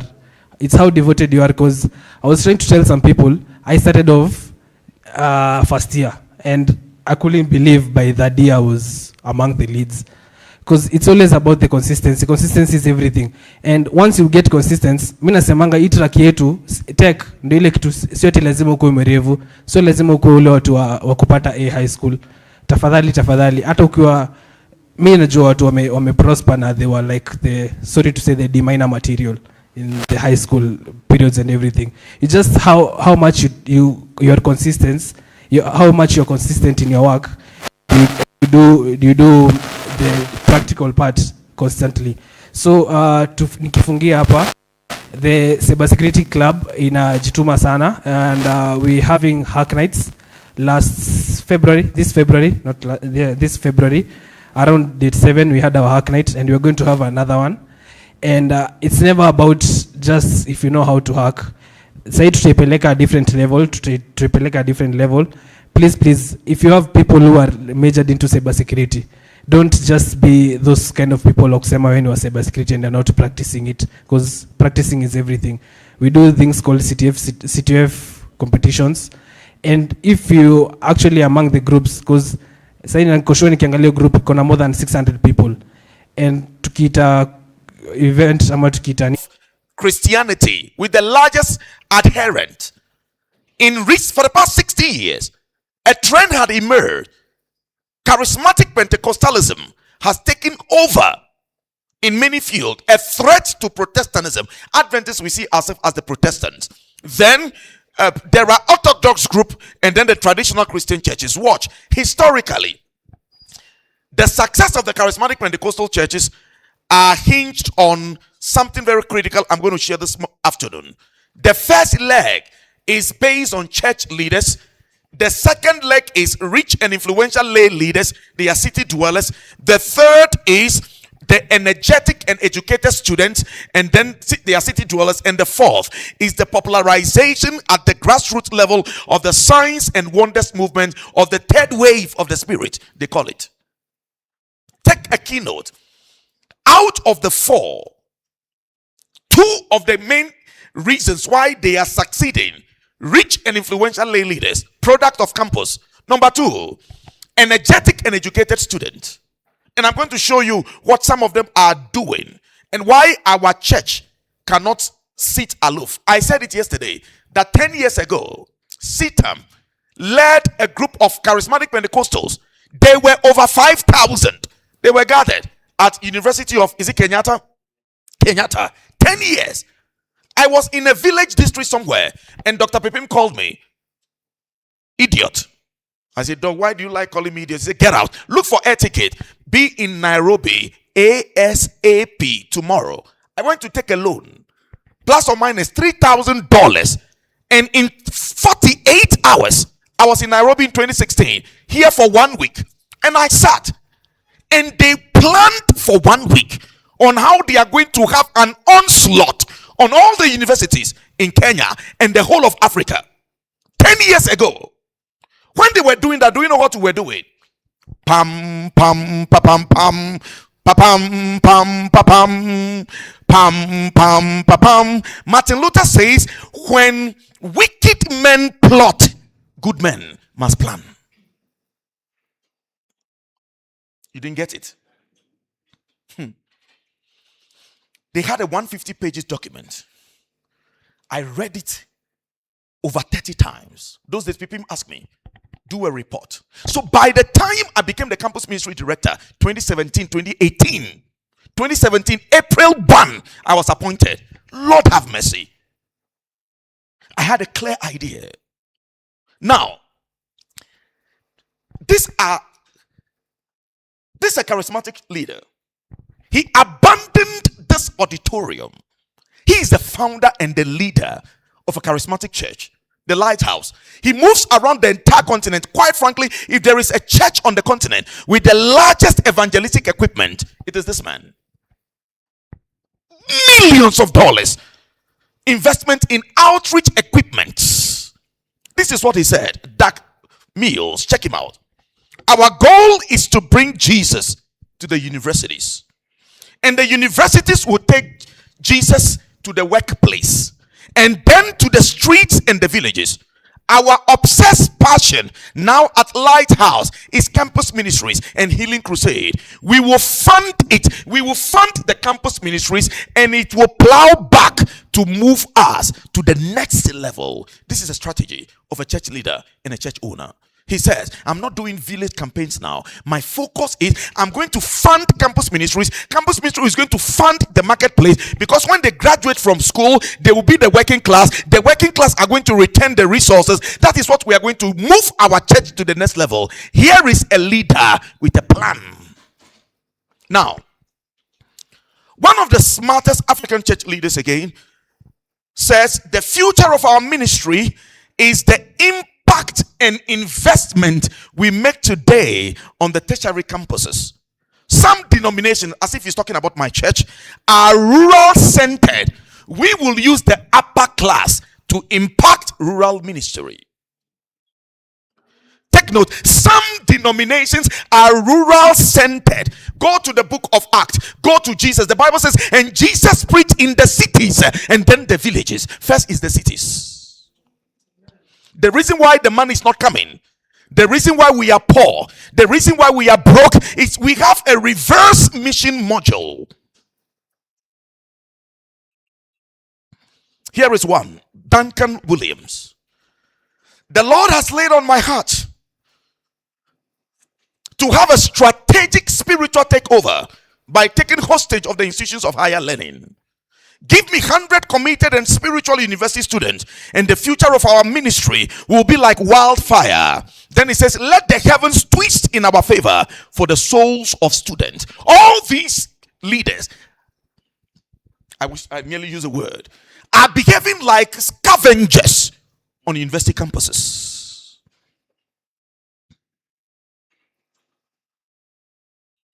This is the reason why I snub going to, I'm supposed to be in 3 nations: Germany, Austria, and Australia.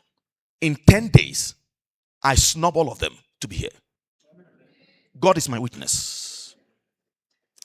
The Germans are mad. But if we, the Africans, we don't give priority, what will Germany give us? With the greatest of respect. No, I'm an African. The guys are strategizing for university students because they understand something we do not understand. And the reason we are losing our student, now take note, majority of Seventh-day Adventists globally, guess what? Only 7% of Adventists among the higher class. They are well educated, they are wealthy, and they are influential. Only 7%, 93%, including the industrial nations, are among the lower class.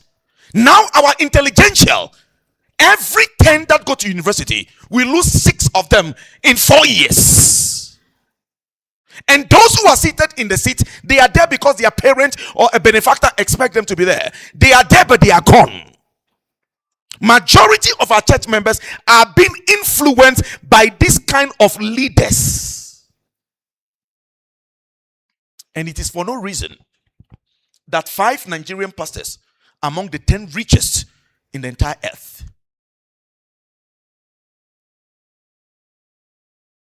All of this, they've made investment on universities. You have no idea. Go to Nigeria. You'll be blown away what Oyedepo has done He is building the largest church gathering on earth. The amount invested is billions of dollars. When you get to his university, our university is a pale shadow of it. In 50 years, he just invested on university campuses. Today, he's reaping the result. It's for this reason I caption it. The forgotten battlefield. The university is not just a mission field. It's a battlefield. Somebody say battlefield. Come on, talk to me like you have energy. It's what? Battle. Say it one more time. We don't go to battle just... You can't eat your ugali and chapati and then be walking without a strategy.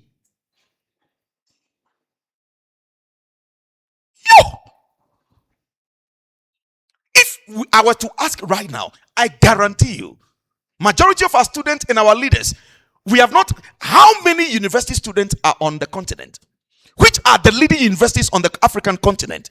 What strategic role are each of us playing? What is our game plan as the three divisions in Africa towards the centers of learning? There must be a coordinated, very intentional plan. Because we are at battle. We have a message. And this gospel of the kingdom shall be preached in all the world for a witness. And then the end shall come. I saw another angel flying in the midst of heaven. There must be intentionality. You can't win the intelligential just with your camp meeting module. No, there must be a game plan. It is a battlefield. Ladies and gentlemen, as of 2023, there were 2,389 universities. I wish I had time. Across the continent of Africa, 12 million students are enrolled in the tertiary educational sector, which is 3% of all students enrolled in the region and 4% of the total tertiary education students enrolled globally. In fact, if you check the data, I want to put it quite bluntly, Africa is very late. If you go, let's go from North Africa, 3 million tertiary students in Northern Africa. If you go to Southern Africa, 1.2 million. If you go to Sub-Saharan region, about 6.6. If you go to West Africa, it's between 2.5 to 3 million tertiary students, with significant numbers in countries like Nigeria and Ghana. Then you watch, what are the obstacles in these institutions? Remember, Martin Luther says in 1521. Can we read what he said about the university? Let's read it together. Fear that the universities, unless they teach the Holy Scriptures diligently and impress them on the young student, are wide gates of hell. SD want to say it's not true? Why are 6 out of 10 of your students not returning back to church? This is a hell. It is a hell because of the ideologies. Today I'm going to deal with them. Because in the universities, our students are dealing with secular humanism. In that they are dealing with relativism. In that they are dealing with aesthetic revolutionism. They are dealing with materialism and consumerism. They are dealing with radical feminism. Students are dealing with Marxist or neo-Marxist ideals. They are dealing with the new age spirituality. They don't even know what it means and its implication. There is a certain philosophy called hedonism that is called aka soft life. When you see our girl, me, I want a soft life. I want a soft life. They don't even know what they are saying. Hedonism says pleasure is the highest good. Life's ultimate purpose is to maximize personal enjoyment and minimize pain. So when you are talking about Luke 14, Jesus says, if you follow me, you will suffer. Our girls are not ready. What the universities are pushing is what they call the birth of hedonism. The question is, our campus ministry directors, are they equipped with the barriers confronting us in the universities? How do you communicate and dismantle this? You can talk about environmental pantheism. Who is equipped to face it? Who are going to write to counteract it? Who are going to debate and break the arguments down? I can talk about radical individualism. Ladies and gentlemen, the question is just this. In this battle of the universities, we are not ready for battle. We are just not equipped. We are not just in place. Look, you can check even the religious data on the universities. You check religious distribution.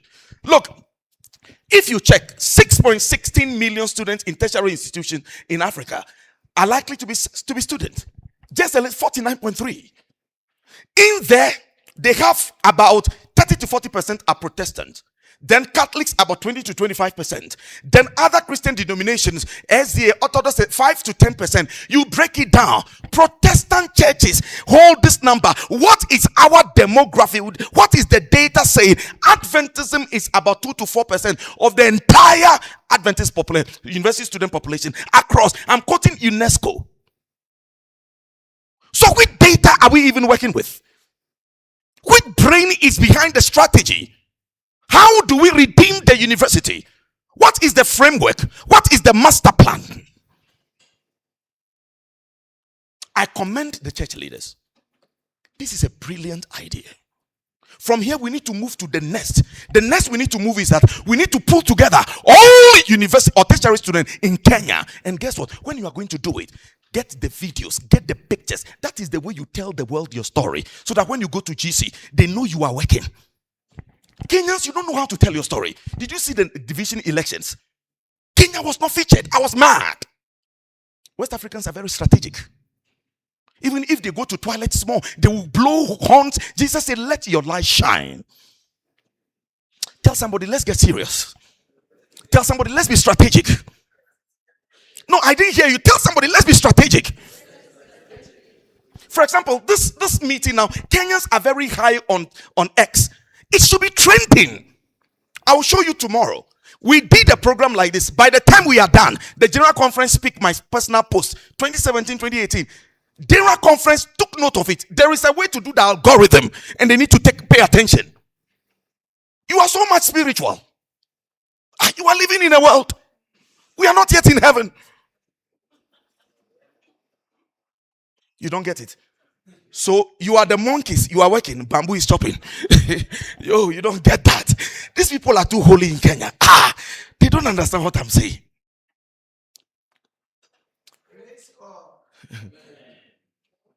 If you take the data, you even exaggerate it.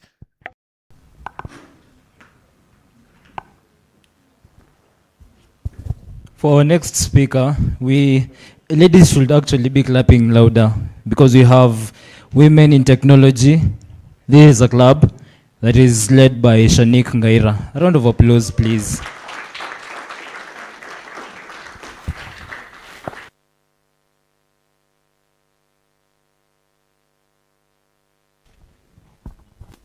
Hi, everyone. Okay, I don't have much to say, but I am here representing Women in Tech. We are a group, although we are under CIT Club, but I feel like we are not known so much, and I'd love for us to do better than that. So this is simply just a space for the ladies. Sometimes maybe tech, or rather STEM or engineering, can be tough at times. And venye tunakuanga complicated, this is our space to bring that complicatedness of yours. Bring your weaknesses, let's talk about it. Let's innovate, let's build. So come, let's meet together. We usually have meetups at times. At other times, we usually have series. Like, for instance, from next week onwards, we are collaborating with Innovate Her and We for a certain series throughout May. Kindly join in and let's talk about tech, let's talk about innovation and engineering and STEM as a whole. I'd like to see each and every single lady in this place. I'd love to see you there. There are so many opportunities favoring us at the moment, and don't miss out on this chance to be a great person. Yes, thank you. Hey, a round of applause. Okay, so in the congregation we have a representative from MUXA, our Secretary General Felix Omanga. A round of applause. Aya, acha kuja tusalimie kidogo.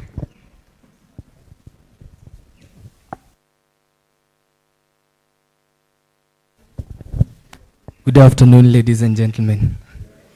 As you said, my name is Omanga Felix, the School Secretary General.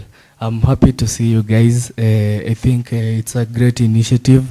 Thank you guys for attending this Innovation Week, and I think you guys are learning, right? Thank you, guys. Who is the camp meeting speaker? We are fighting over who is the week of prayer speaker. Can you imagine? Islam accounts for 41.5% of African tertiary students. This includes both the Sunni, the Shia, and look, the various branches. And I'm quoting the data from the center provided by Pew Research, sponsored by UNESCO. Is our churches having data center?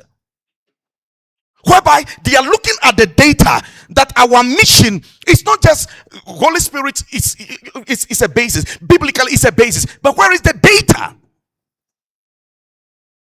Indigenous African traditional religion is about 5 to 10%.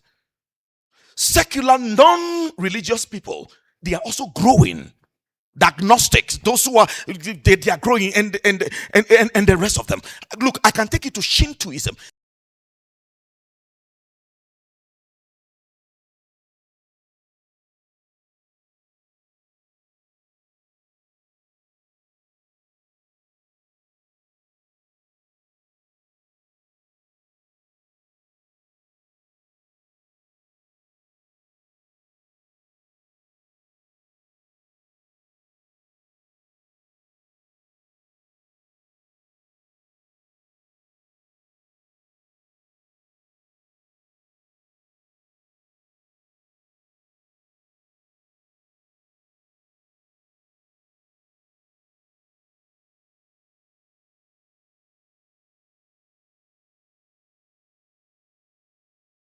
Now,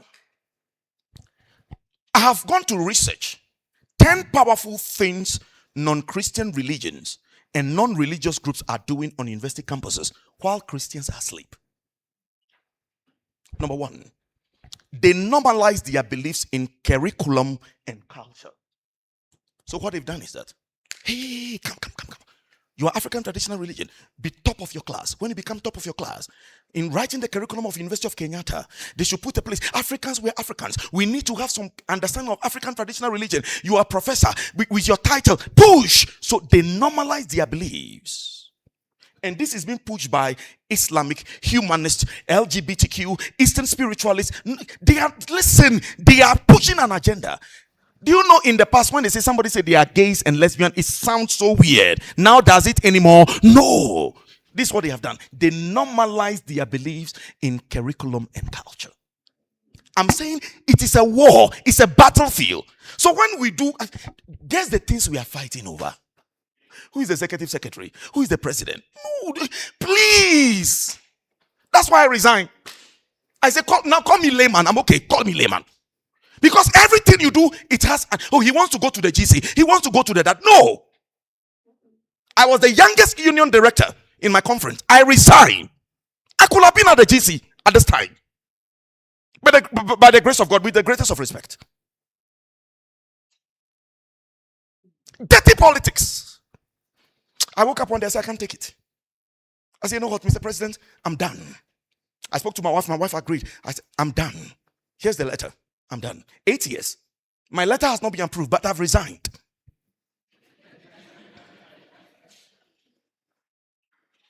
I tell the young pastors, if you resign, nobody will call you to pray. The graces on everybody is different. Just to give a caveat. So these guys, they have normalized their beliefs in curriculum. So when you're watching the news, when you are watching the political landscape, when you are watching the things, it's not just a thing. No, when you are watching the scholars who are pushing ideas, no, there are interest groups. Then the second thing they did was they fund student influence strategically. So, for example, they are going to see the student SRC. They send people who are called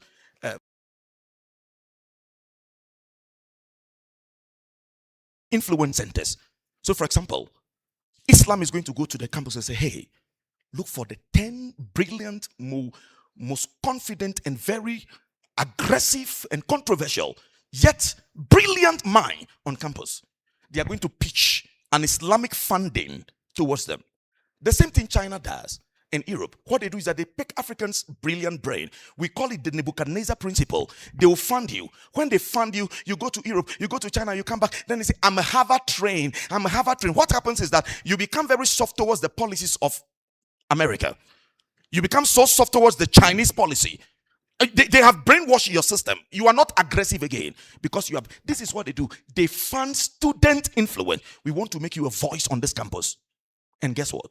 It will come as if, oh, guess what? Hallelujah. God is good. No!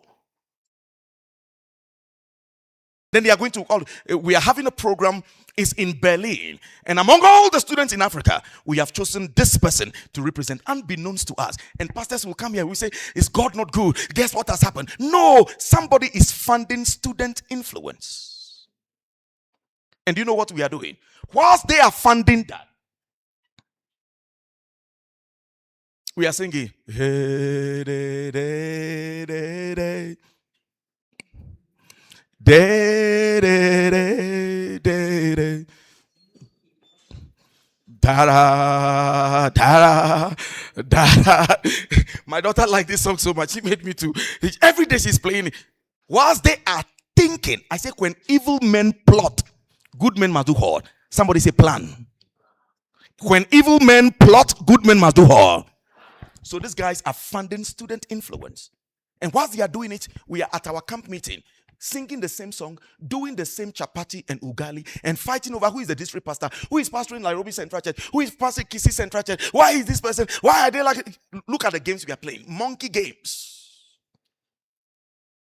Then they reframe identity and belonging. This is why LGBTQ communities create powerful tribes and what I call safe spaces that offer belonging before they believe. So they are not asking you to believe before you belong. No. They say just belong, even if you don't believe. So, for example, they will even do it to the center. Student games, I've been watching it. The armbands have been sponsored by LGBT community. So the students wear the jerseys. Then they empower student leaders very early. So you see cult and activist groups. Then they say, we will mentor you, we will mobilize you, we will do this. Students in their first semesters, they are up. Guess what? When there is a first semester, when I was the campus ministry director, first semester is an aggressive outreach time in university. I call it the first thing I'll do when I was the director, I call it SMS, Search Me Series. First semester, the whole universities in Ghana, where I was in charge, there must be a revival. And we send some specific preachers. They will galvanize the ground. They will open the eyes of the student. They will set the agenda. This is what is going on. Watch out. Be careful. Be that. At least, if for nothing, let our children not leave and join them. We should protect them first. They empower student leaders. And then they use storytelling to shape the worldview. So they put documentaries. Then they do testimonies. They do podcasts. And you think the podcast and the rest. No. And they are going to buy viewers. So you are going to, in the search engine, the algorithm, they will do it in a way that when you are looking for podcast, before you realize it's their podcast that is coming. And who cares about academic publication again? Academic publication, only 10,000 people will read it. But somebody will pull a podcast in Nigeria, Lagos, and guess what? In 10 hours, 5 million people have watched. So tell me, who is shaping the world? It is they know where to put it. Documentaries. When last did we put out a documentary? Not the village documentary. Stop class, standard. And the students students like nice things. So they are aggravating towards that. And the students here, follow me very carefully. This is what the devil is using. Then what you notice then is that they offer emotional and mental health tools. So from meditation to mindfulness, they are all Eastern mystical religion. But they come as if humanist group and they are very subtle. No! Then they redefine justice and its meaning. So activist network will emerge. They will redefine it. They are redefining morality. From environmentalism to gender politics, including what they call, I've forgotten even the political term, affirmative actions. But all we are watching is, it's like the SDA church, we are just watching cinema. Okay. We are in our own cocoon. We don't even know what is happening. We don't know what is happening. You know what? We are the remnant. Okay? We are the remnant. And our children are living. And we are still deceiving ourselves. Oh, okay. We are okay. We are in comfortably. It reminds me of Revelation chapter 3.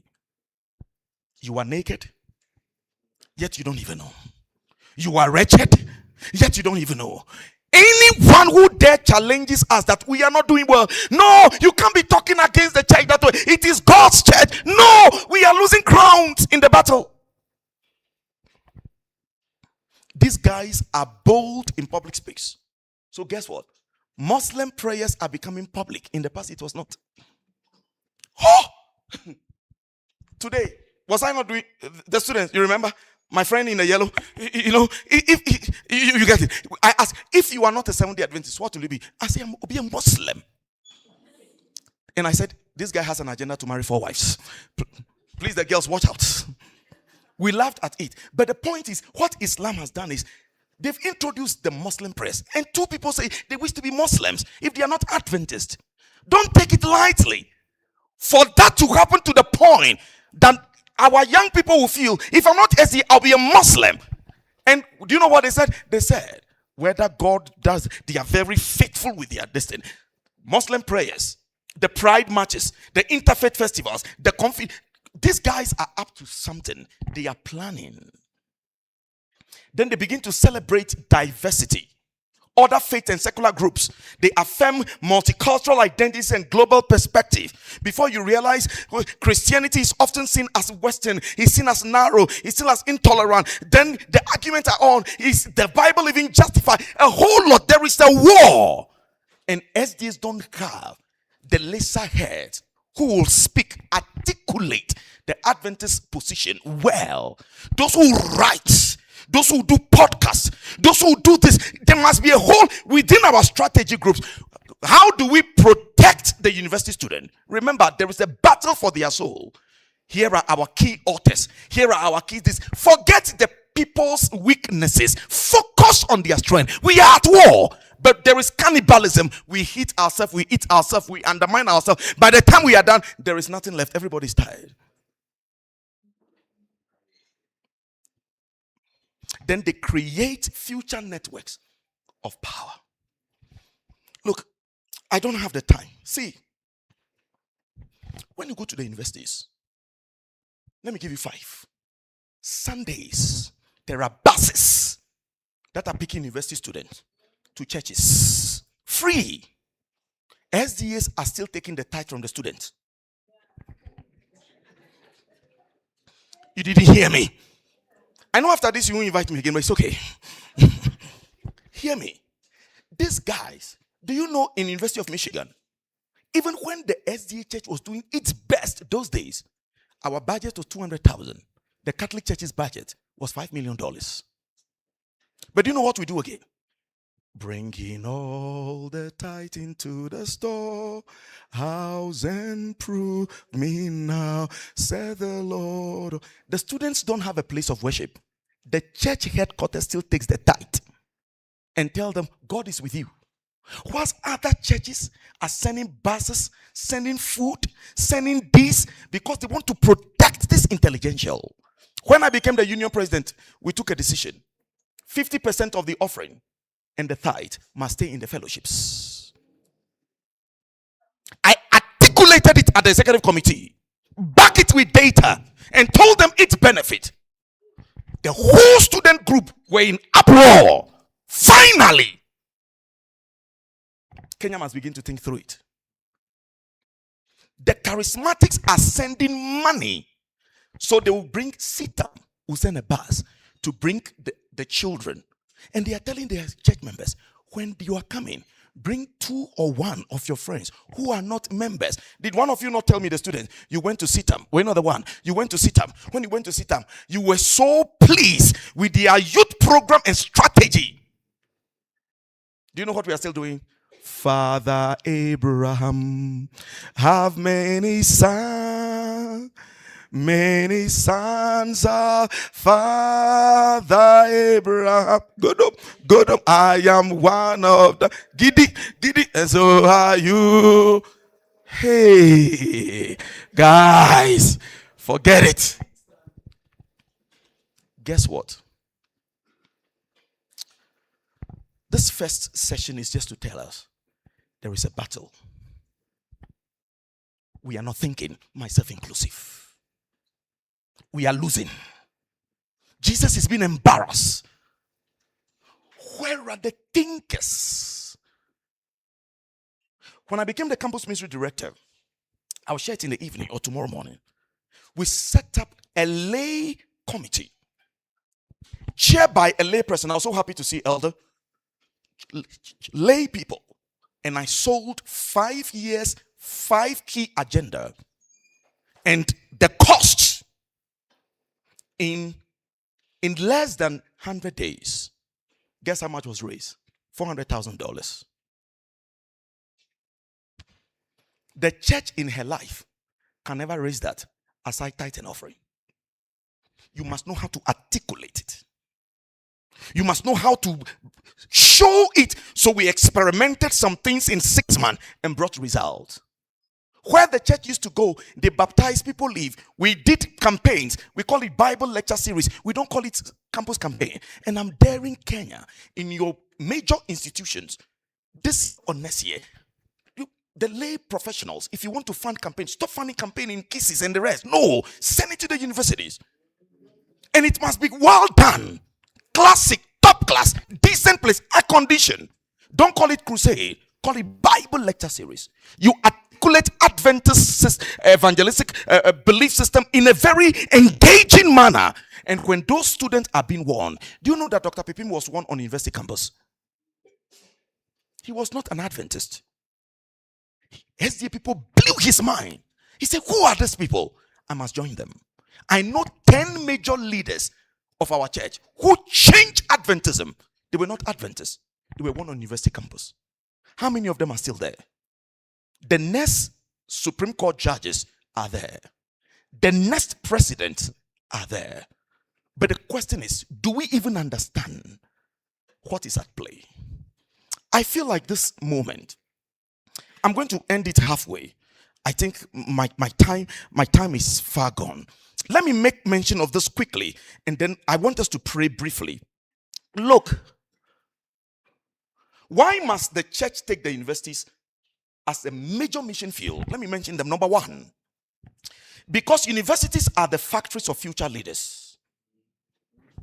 The president, the judges, the CEOs, the journalists, the teachers, the pastors, they are being shaped now in lecture halls, not on the pews. Number two, because the church is bleeding, its future is silence. Nearly 70% of Adventists you've lived during or after university. So the church is losing the bloodline, the energetic human resource. We are losing them. So this is why we must take campus ministry serious. Before I became campus ministry director, when they send you, when you are chaplain or campus ministry, people think that, oh, you are not really a pastor. I don't want to preach I want to do students and professionals. Somebody must be committed towards them. Number three, because ideas rule nations more than guns.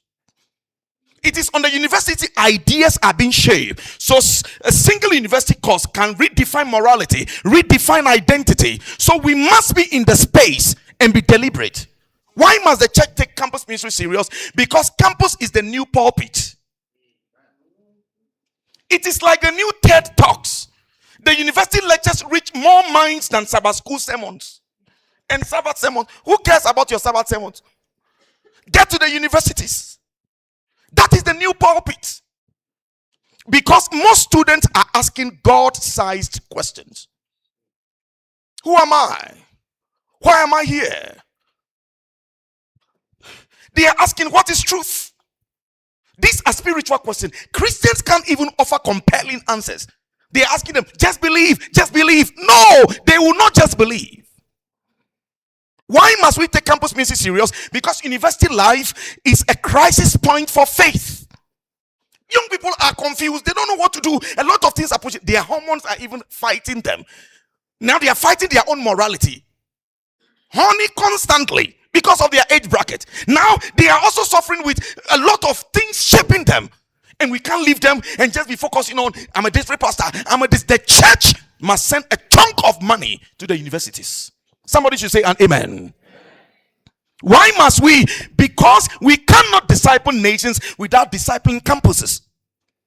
If you want to disciple Kenya, give yourself 20, 30 years. Focus on the universities, the colleges of education, The nurses trainings, do it for 30 years. The whole of Kenya will be under our feet. Amen. Why must the church take campus ministry serious? Because the church was born in a public square. Pentecost was a campus moment.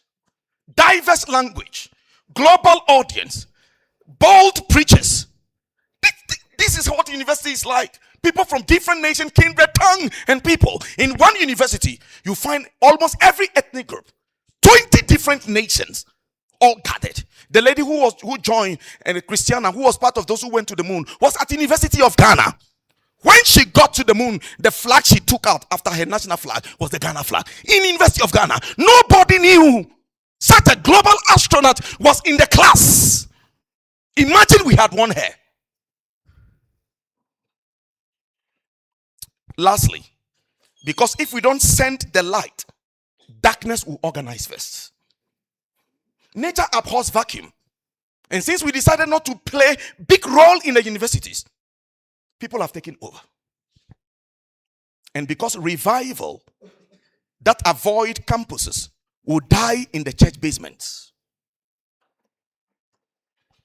Any revival, if your revival can't walk onto a campus and raise disciples, no, it's a performance, not a movement. See, every major historical movement began with students on campus. I'll share it in the days to come. Ladies and gentlemen, I could give you reasons upon reason. In fact, I have here 20 reasons. But my point today is this. We are not doing well. I want us to sing the song, He Will Come. Let us watch and be ready. He will come. He will come. I want us to stand up and we are going to sing from the second stanza. There's light for the wise who are seeking salvation. There is truth in the book of the Lord's revelation. Each prophecy points to the great consummation, but we know not the hour. Can we get some musicians here to help us sing that song? We are going to sing the second stanza, the third, and then we will pray and go for lunch. Can we get some musicians here?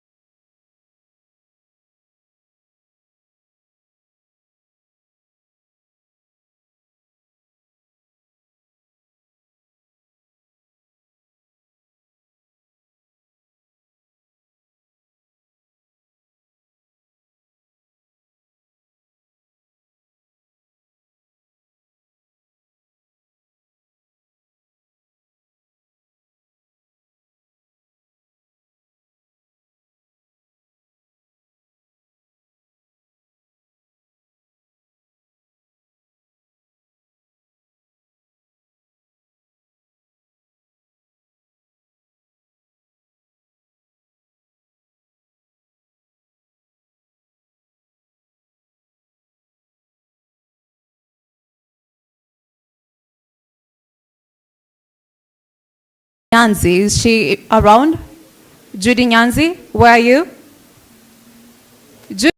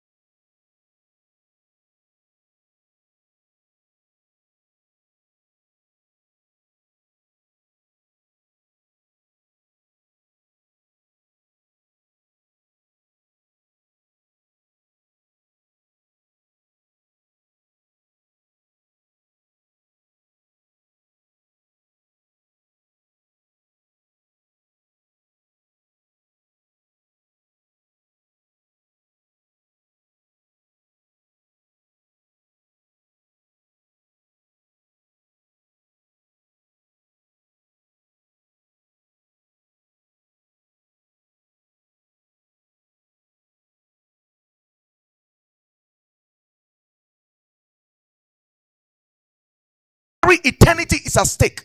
When they are misled, they will be lost for all eternity. So we pray today, Lord, guide our children. Lord, secure our sisters and brothers. Lord, protect our young ones from the darts of the enemy. And we plead through prayer, may you shield them, protect them, preserve them, guide and guard. And may everything that concerns them, those here or absent in Kenya, let a new dynamism emerge where pastors and elders, professionals and church leaders will pay a special attention to the universities and tertiary schools. Now we pray, may this not be a 9-day wonder. We are a little late, but may we catch up. Hold the time of the clock until all you have destined for us today on this place be accomplished. Let it be so, dear God. Our prayer today, we have asked in Jesus' name. Let somebody say amen. God bless you.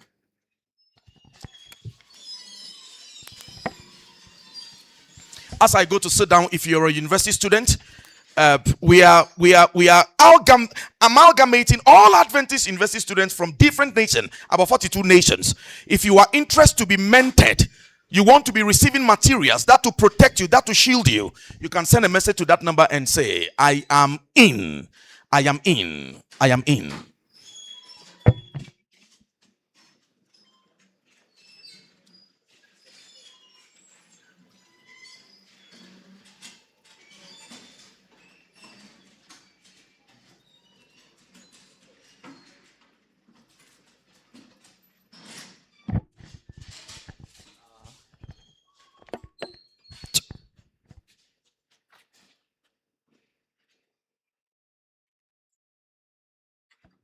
Delegates from Kenya Coast, you'll meet your leader there. Now, it is time for lunch. As you heard, it was announced, and I'm requesting that the live stream ends for this announcement. Thank you very much that the live stream has ended. Hallelujah. Can you confirm the same? Thank you. Thank you. I'm a communication person, so I'm very careful what I communicate to who. It was announced that all who can walk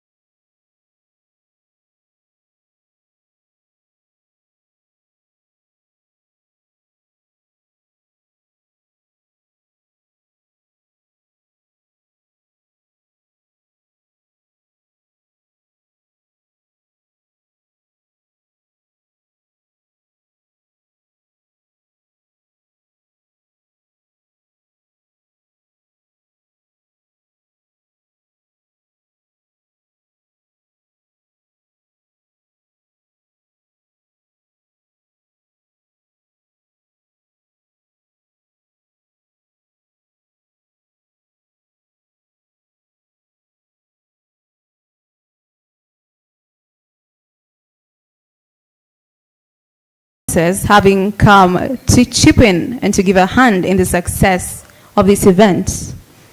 I would like to invite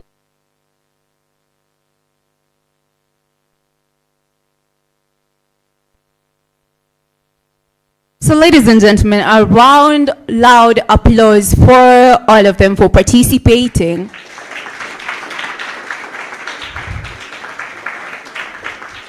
And now I give this chance to Mr. Karunga for his final remarks for this innovation week. A round of applause for him.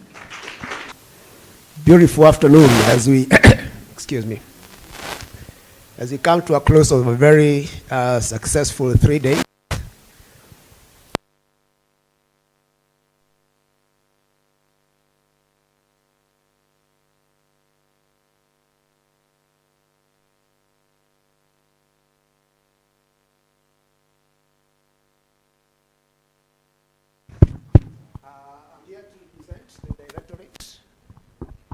of with the clubs to see the kind of work that you are doing, and to continue doing it and engaging with us so that we can support you.